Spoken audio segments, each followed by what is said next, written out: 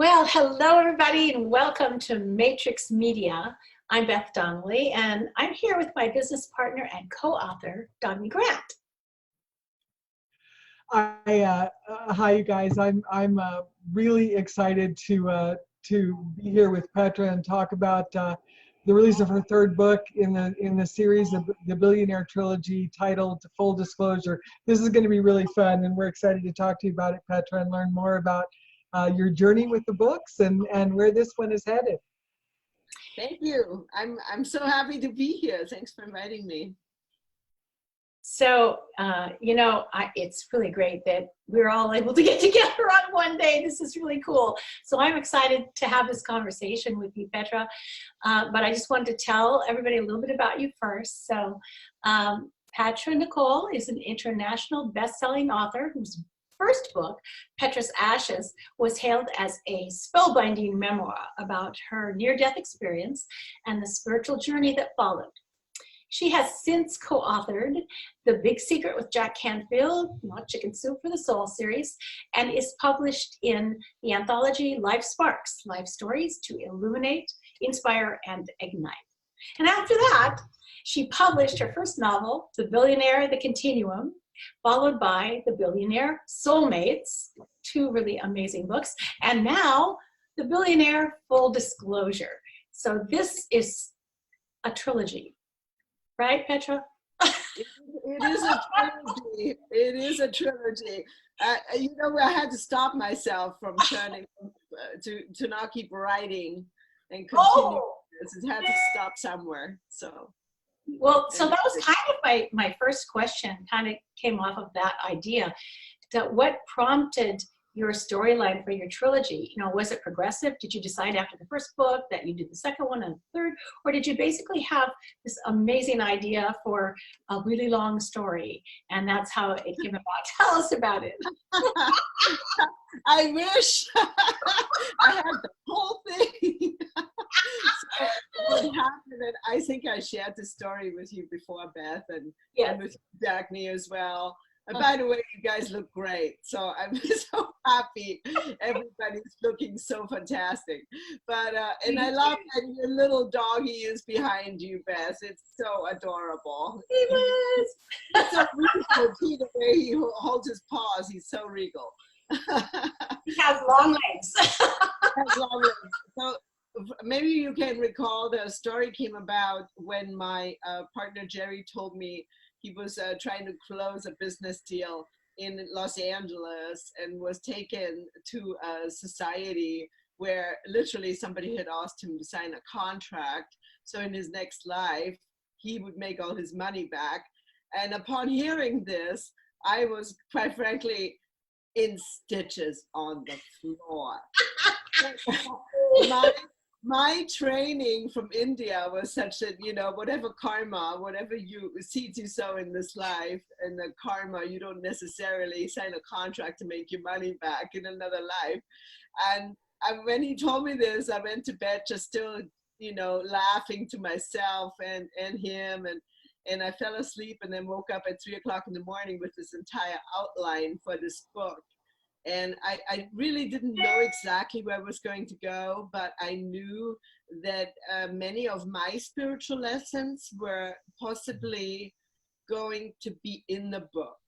And at that time, I didn't really even know how many spiritual lessons I had received from my teacher in India and how really wonderful of a venue this was to bring that out to people. And the feedback I've gotten since it's just been extraordinary. So so that's how it came about, and it just kept building and building and building.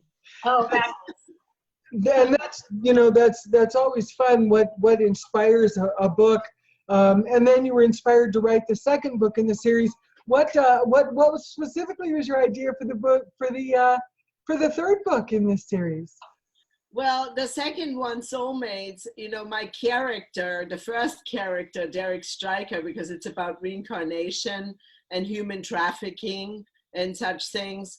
And so he dies and he's basically going through the life review, and he wants to come back as a beggar in Calcutta, But because he signed a contract with a secret society, he has to come back as a rich person and make all his money back, all 40 billion. But he does have a little bit of say of who he's going to be in his next life. And then on his 25th birthday, as Eli Evans, the next character that he incarnates into, right, or incarnates as, grows up in Oregon in a village called Brownsville near Eugene, Oregon, where I used to live. And and then, you know, the story progressed from there, because now we had to turn Eli into a superhero, and he met his you know, his love of his life. He met the love of his life, and he had to move forward now and be the rock star that he was meant to be. And then he discovered this massive human trafficking ring. And maybe you can remember that we were writing the book, and all the passages in the book were simultaneously had been already written when all this stuff went on with Weinstein and the Me Too movement in the last book. And now with Jeffrey Epstein, that was just too uncanny. Right. Yeah. So that was just really bizarre. And we had just things in the book that we didn't even know were going to happen, and then they suddenly were on the news. Wow, that actually was my next question. Jeffrey Epstein, because like you just said, you know, the timing was so uncanny for that to appear. Right after you had already written your book, correct? Mm-hmm. Yeah. So tell us about your thoughts on that. Tell our audience what you thought. When the synchronicities of all of that, how that just the universe is so interesting that way, isn't it? Yes, and I mean, obviously, I mean, this has been going on for thousands of years, as you know. This isn't like something that just suddenly happened. It's been going on for a long time, and it's been a massive cover-up by very, very powerful people on the planet. And, you know, there has been sacrifices for a long, long, long, long time. And so my character is this superhero, or this person reluctantly, like Neo in the Matrix. He doesn't really want the job to be the one, but he finally has to put his own ego and himself aside and become this service-oriented person.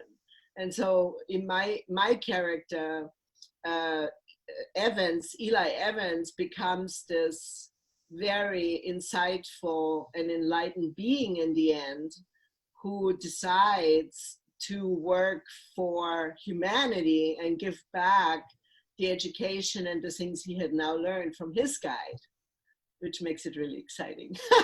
Those are all the things that I received from my guru. which is how that works, right? It's people learn things, they pass it on, then it passes on, and it passes on in many generations. I was talking about that with a friend recently, that you know, there's very little new thought. It's kind of recycled in our own terminology and in our own style, and it's it certainly is still very valuable nonetheless. You know, what doesn't resonate with one person will resonate with another, and I think that's fun. The folks that will pick up your book, and or hopefully they'll get all three. It'll be the right time for them to hear, you know, the things that you have to say. So that'll be really fun.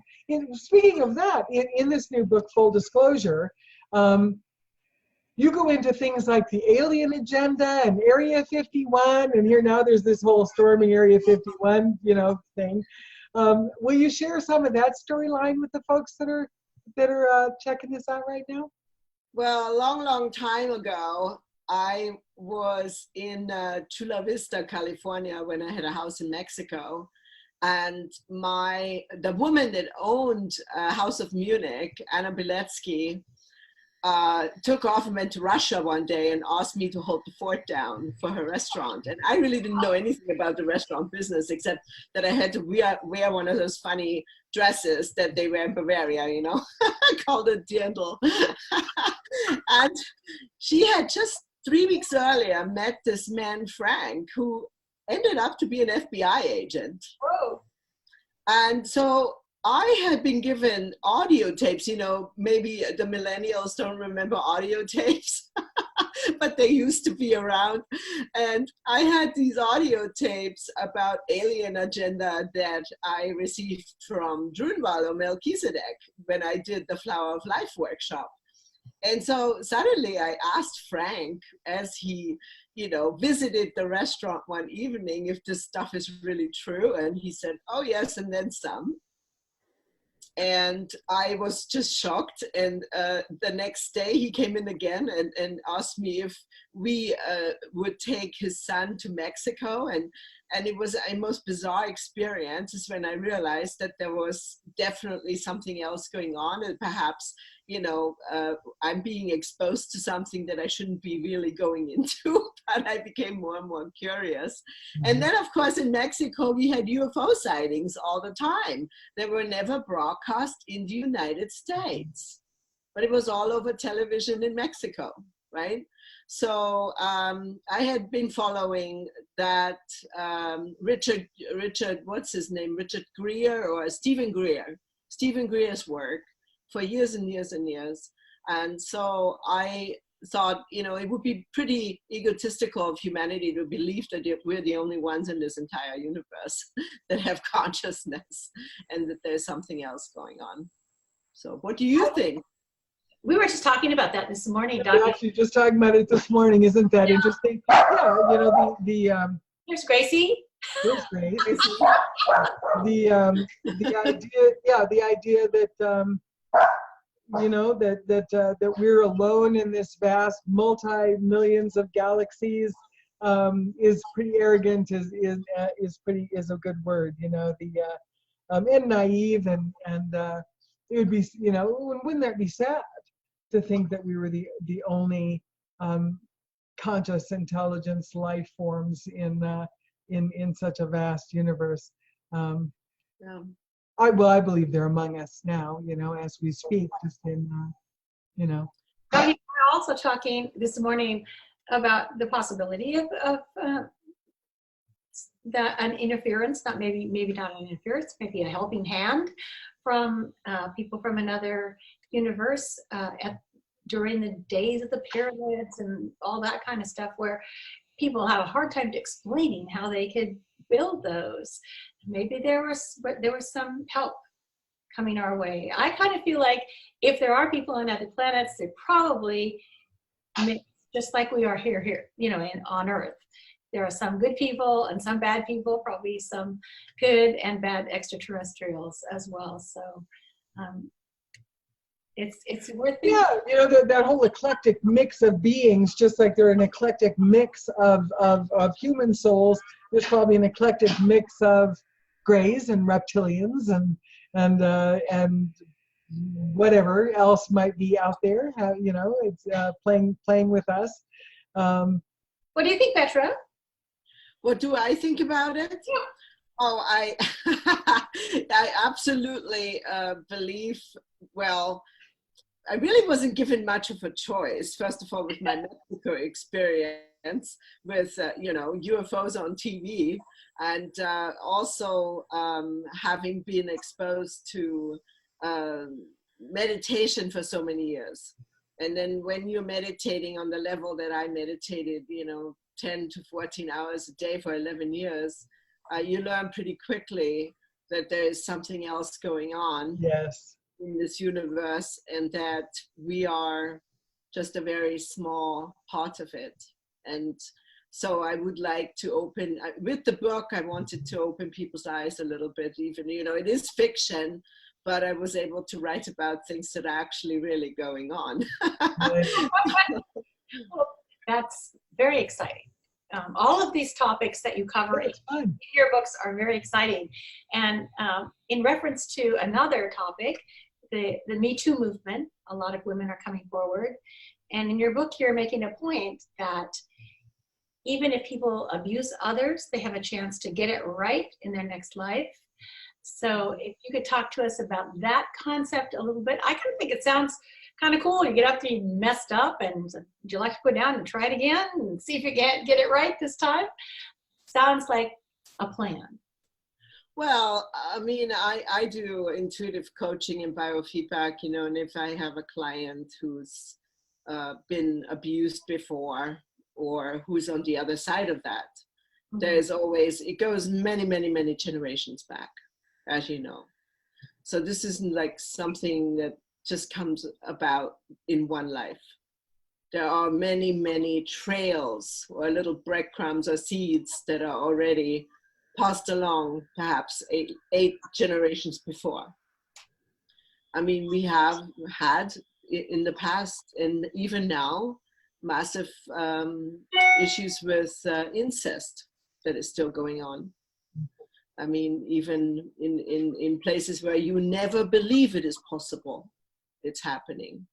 So I think that the conversation needs to be opened up, and that is through the Me Too movement. I do fear that the Me Too movement could go too far where, you know, I worry, I have a 27-year-old boy, and I worry that he would, you know, perhaps if he made one wrong move with something, that's, you know, he could be accused of something. So there's that side as well with our boys, you know, because it is so easy now to come out and say something happened to me when perhaps it wasn't intentional, you know. That part of it, I think we have to stay in the middle somewhere, because I've heard of quite a few cases recently where people had been framed, and, you know, the story could get out that perhaps someone says I was molested or I was inappropriately touched, and then that person is immediately, you know, labeled as a sexual predator or something. And it is really difficult, isn't it? Because so often women don't say anything because they're not believed, and so there's that balance there of when do we believe everybody? You know, how does that? And yeah, you're right. It is a challenging balance to strike. It really is very difficult, and we all have to be very honest with ourselves. Yeah. Yeah. So that part of it worries me slightly, but I'm sure we'll figure it out. As far as the alien agenda, you know, I want to go back to that for a minute, because that is the subject that really ignites me these days.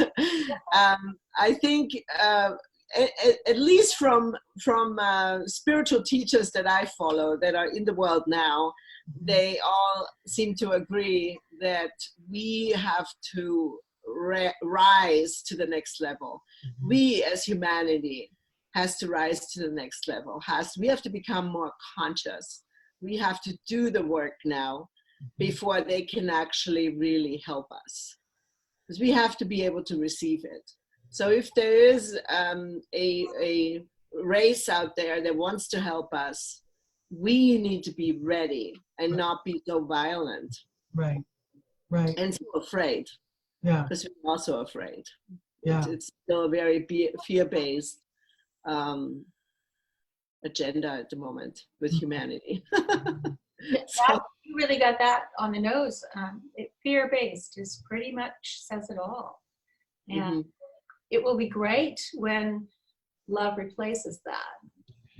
We're not so afraid of everything. One of the challenges I think that we face is that the response would be military and governmental, more than it would be from just, you know, the masses of citizenry. Although, again, talking about the word balance, is that if there's a welcoming and a fear, if there's a love and a welcoming and a fear that can be at least presented in a balanced energy, then perhaps it could still go okay. There could be some communication there, you know. It's but I would be a little concerned about our governments being wise enough to allow a peaceful connection, you know. I think we need to work on how we listen to each other on this planet and in all situations.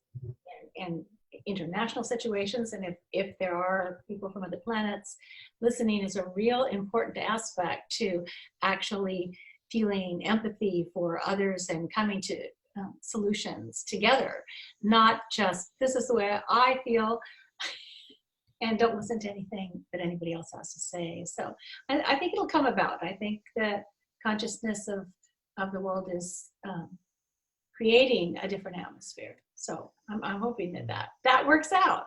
Along those lines, with your character, Eli Evans being, like you said, kind of a superhero like Neo in the movie The Matrix, in what way did you do that intentionally to make that connection? Well, in the beginning, when his spiritual guide, Michael, shows up on the scene, and you really don't know who Michael exactly is, and you really don't find that out right away. He just shows up in the mirror at first, and then, suddenly stands before him a few hours later. And so he puts him through a lot of cleansing. So the first thing he does, he isolates him for a while on his private island, where he learns how to do juice fasting and meditating and celibacy and all those kinds of things, and really goes inward. So that's one step, really cleaning up the body. Incidentally, we just finished a 21-day raw food group on Facebook.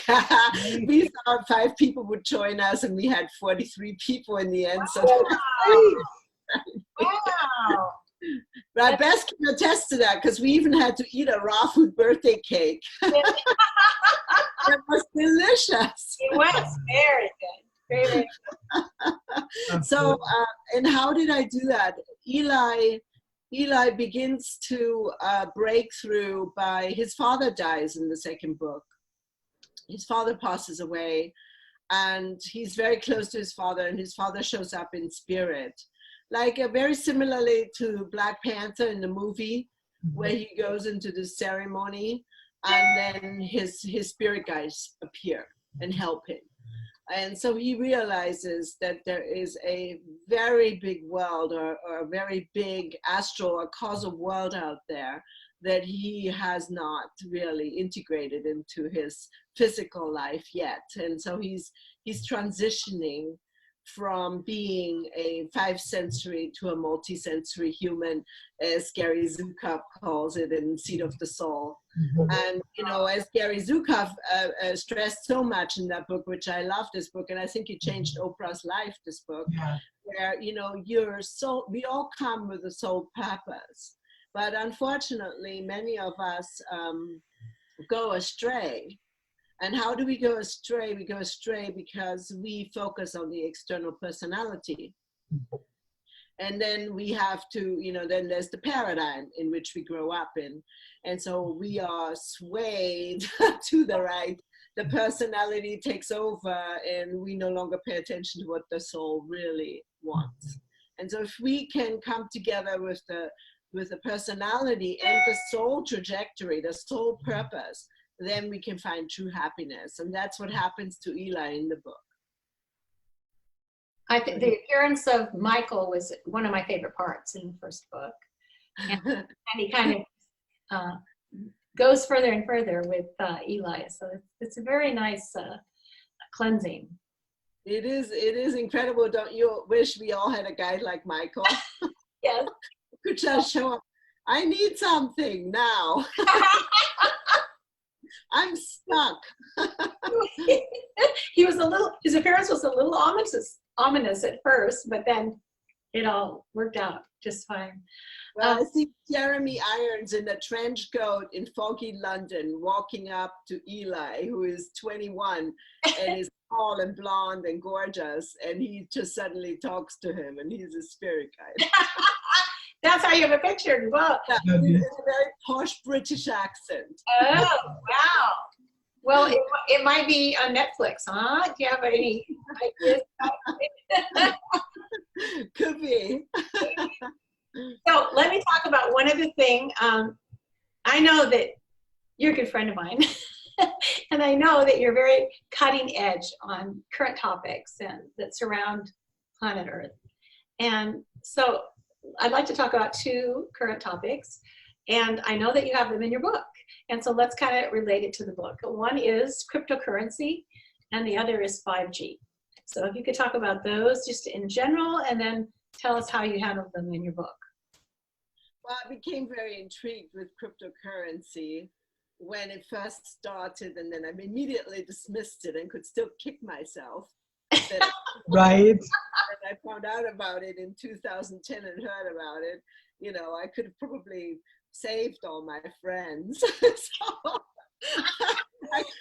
I could have, you know, spent $100 on Bitcoin and then distribute it out and so forth. You know, the rest of the story went to $20,000 each from 10 cents or whatever.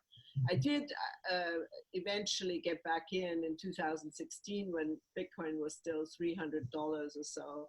And then, of course, you know the story in 2017, December, January, into 2018, it reached 20,000. And so we had to figure out in the book how Eli was going to make his money back without depending on the secret society. And so the way we did it is with cryptocurrency, that one of his friends had convinced him to take all his tip money and buy Bitcoin, and his friend had it in his safe and again gave him the private keys to it. And, you know, and I'm an advocate of Bitcoin or cryptocurrencies, right, like Ripple and Ethereum and Litecoin and so forth. And I teach people how to do that, how to at least buy $100 worth of, you know, because you never know what can happen. Yeah. And so it's really fun. People are starting to reach out and say, hey, show me how to do this. It's really fun. So that's how Eli makes his 40 billion back. 40 billion. Wow. Okay. Yeah. You can't have a rock star making 40 billion. The only rock star in the world today is Paul McCartney, that is a billionaire. That is the only rock star that's ever made it to that level. And that's because he's an amazing businessman as well. Yeah. And he's been doing it for a long time. Yeah. So how did you weave all of that into 5G? Well, when somebody evolves spiritually, they also have a tendency to become more sensitive to vibration, to frequency. And in the second book, Michael tells him that he is going to help people with frequency through the music that he plays. And, you know, this is something that Carlos Santana and many musicians talk about. This is not new. And so in the very end, he does an interview with Rolling Stones where he lays it out, is that if people don't start to protect themselves with quartz crystals and different frequency of music, they're going to be affected by this 5G. And, you know, these towers are going up everywhere. And it's now in Europe, in some places, people are not wanting it in their cities. And so they're banning it in some places, but for how long this can last, nobody knows. I mean, it's really very serious. I mean, I have a hard time holding my iPhone in my hand without my hand going numb. And I don't think we've seen the effects yet of people wearing iPhones on their bodies, of what that can do to the body. We don't know yet. We have seen some evidence of cancer around the ear, by holding phones up against the ear. And we have seen, you know, people that have to live in verticages because they can't be around all this frequency. Wow. Yeah. So you were talking about protective measures, quartz crystals and things like that? Quartz crystals, and I wear this little guy here, this little gadget that has EMF protection. Oh. And then I have my EMF protective glasses, see? Oh, so I don't look in blue light. So then I have EMF protective earphones. So I'm really affected by it. And so I thought, well, this is something we need to write about and shed some light on. How did you weave the story of 5G into your book? Very good question, Dagny. This is a very good question. Eli becomes ultra sensitive and really sick. in his LA He gets apartment. sick?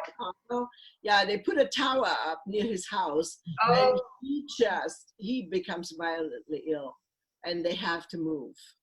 He and his wife, Oh my. girlfriend, and then they move. And so he talks about it, and Michael gives him some pretty good ideas of how to offset this issue and how to help people. Wow. Well, you know, I think it just sounds like a fantastic book. The whole series is just incredibly fun and creative, and we're so excited that you have this series and that you've got this third book coming out. And would you let folks know who are watching us now know how to get a hold of you, how to get a hold of you, how to get a hold of the book? Just go to my website at petranicole.com. That's spelled Petranicol. And I think there will be a link in this video as well for you to just click on. And we keep you updated on the website, and there will be book signing parties, and we will do a big launch. So hopefully, if you support me, then I'll make the bestseller list again. At least it always helps. And we are going to have a webinar as well with the lessons. Someone had read my book who is quite influential and said, you know, this is like the Celestine prophecy, but on steroids. So you could take Eli's lessons out of the book and turn it into a webinar. So I'm doing that. Oh, how fun. That's a great idea. That's great. Yeah. So that folks can learn how to connect with that as well on your website? Yes. Yes. Fantastic. Yes. Fantastic. Yes. Well, before we close, maybe you have some closing thoughts for our audience about your novel, about the Billionaire Full Disclosure. What would you like to leave them with? And, you know, this is an interesting conversation because I had this exact conversation with my editor. And she asked me, she said, well, how do you want to end this? I mean, you know, it can't be all doom and gloom, 5G and all this stuff that's going on in the planet. It's heavy. Yeah, it's heavy. Yeah. Plastics, etc., etc. I mean, and I said to her, I said, well, the thing is, a long time ago, one of my teachers said to me, this is all a hologram. It's not even real. We create it with our mind. I know it feels really real to you, but you have to stay positive. You have to stay in a positive frame always and move a little slower and just watch. And if you watch and you eat healthy and you meditate and you practice, you know, positive thinking, whatever meditation or religion you follow, it doesn't matter. Just stay aligned with spirit and everything will work out for you. So I know we have a lot of turmoil, like with Dorian hitting the Bahamas. I mean, it's hard for people to listen to this when you say, you know, just stay positive when your house was just flattened by a hurricane. It's very easy to go into the victim, isn't it? So I just would say, you know, you have to stay hopeful. You have to. Right. We have to stay hopeful. Because that's one of the things that Beth and I talk about all the time, of course, is the two different streams of consciousness. And one is fear-based, you know, rolling that boat upstream as hard as they can. And then the other is love and allowing and just knowing that all is actually well, and being able to be in the flow. And we choose every minute. We choose which stream we're gonna flow with, and it's not always one or the other. Again, that whole world of balance is part of that as well. But yeah, just really fun. I'm really excited for your books coming out, and that you took the time to be with us today and talk to everybody about it. And we just wish you so much success with this book. And for everybody who's listening in right now, don't forget to go to Petra Nicole, PetraNicoll.com to pick up this latest book. And if you haven't read the others in the series yet, The Continuum and Soulmates, We want you to pick those both up as well. And Petra's up to all kinds of really fun things. You can go learn more about the great fun things she's doing with her work there as well. So. And as usual, Petra, this has been a thought-provoking conversation with you today, and so fun. It's always so fun. Thank you, Beth. I love you. And Dagny, I wish you all the best. And I hope one of these days you're moving to Oregon. I know, that would be so much fun. You never know. You never know, right? We would have a lot of fun. I think we would have a lot of fun too. Absolutely. Keep out. Absolutely. Thanks very much. Bye, everybody. Bye. Thank you, Petra. Bye, everybody.